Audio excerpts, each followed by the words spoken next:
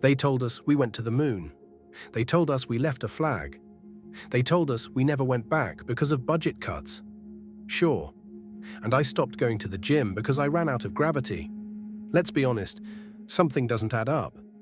We built a rocket, went 238,000 miles, played golf in space, and then collectively said, cool, let's never do that again. Unless we weren't the only ones there.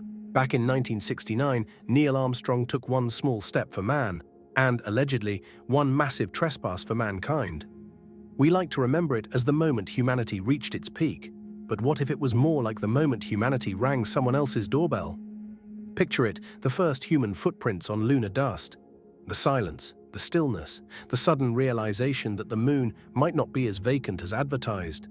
They planted a flag, they took pictures, they left, and that was it. No colonies, no moon base, not even a see you next summer.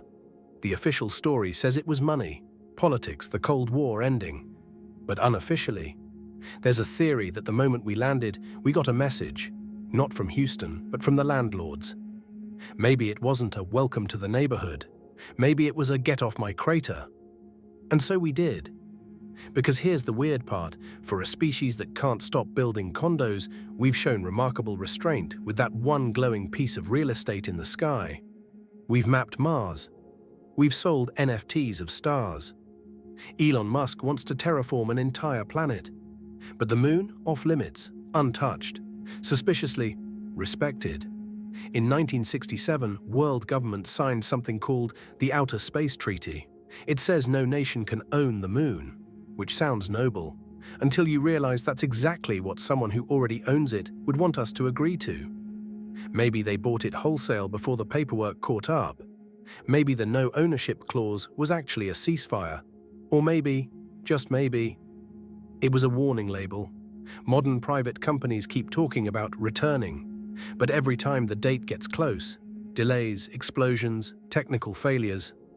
Almost like the HOA up there still remembers our last visit. You can picture it, a cosmic neighborhood watch, keeping Earth in its place. A no trespassing sign the size of a continent, written in craters. And let's be real, if someone could own the moon, humans would have sold it already. We've monetized air, attention, and avocado toast. The only reason we haven't carved the moon into parcels yet is because someone beat us to it. Maybe it's an ancient civilization, maybe it's a corporate shadow group, or maybe it's the only species smarter than us.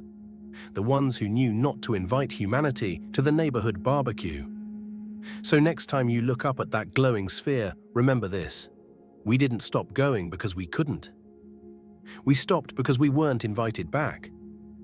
And maybe the biggest secret isn't who owns the moon, but why they're still letting us see it.